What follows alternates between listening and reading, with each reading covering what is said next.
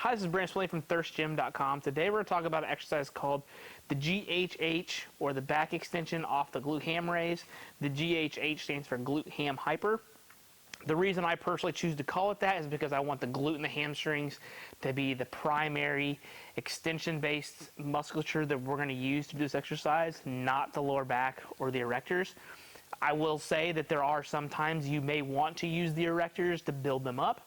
However, for most of our population and training in the way that we're providing this exercise in a training environment, we want the glutes and the hamstrings to do a majority of the work in the low back just to work isometrically and to maintain position. So the GHH is basically just a way to emphasize what we're trying to work on with the back extension off the glute ham raise, because it's not really exactly a back extension, it's more of a glute ham hyper. So besides the minutia, just need a glute ham raise.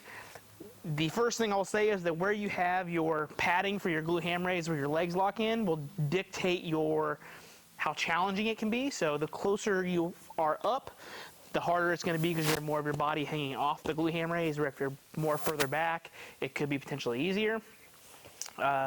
They make different pad options, so just find a pad and the glute ham raise that works best for you if you got a couple of different options.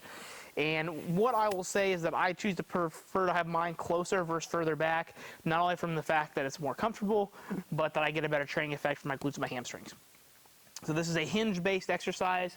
This is definitely something that we use as a progression on most of our athletes, and we definitely use this with more of our high school to late middle school kids. They've definitely got to have strong glutes and hamstrings before they even do this, because most of them, not only will they feel like they're going to get stuck, but this will torch their hamstrings if they've not had any kind of prior hamstring strength and conditioning work done on them. So what we're going to do is we're going to be on the glute ham raise per regular. I'm going to let my body hang off here, and then what I'm going to do is when I have my feet locked in, hands on the chest, back stays flat the whole time. I'm just going to hinge at my hips, let my back come down as far as I comfortably can. So like, to me, this is pretty comfortable.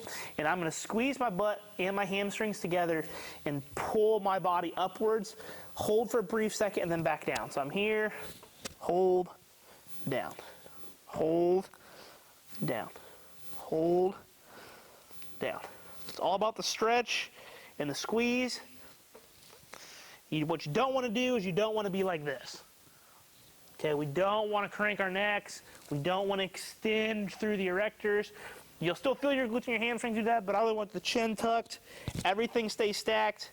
Squeeze the butt and drive the hips forward into the pad. On our programming standpoint, what we ideally want, if they can't get 20 reps, that's generally what we program, is 3 sets, 4 sets of max reps, whatever they can get. I tell the athletes, as soon as you can get 3 sets of 20, we give you some weight, and you're rinsing your repeat until it just becomes hard to get 20 reps. So generally they're landing in the 10 to 20 range when they're doing these. It's a great way to build the hamstrings at the hip joint, build the glutes up in a safe environment. Many kids initially are scared to let their body hang off over this. So do your best to provide some encouragement that they're going to be okay. I've never seen anybody fall off this, so let them know that, and then be there to aid them as well. Give them a hand in the first couple reps, and then once they get the hang of it and they're confident, they'll be all right. But use this as a way to supplement your glute and your hamstring training. Generally, you can perform these on just a normal 45-degree hyper. We don't have one here in our facility currently at this time, so we use our glute ham raises, and so we understand that being further off makes the exercise harder. So this is why it's something that's further on for more of our advanced athletes. But we definitely see some huge benefit in terms of the glute and hamstring strength that we build with this for our kids, especially when it's towards the tail end of a training session. And they've done their jumps, their throws, their sprints, their RDLs, all that kind of stuff. And their training program, this is just a good accessory exercise we use to try to help build up those weak points. So if you got any questions, leave in the comment section. Thanks. Have a great day.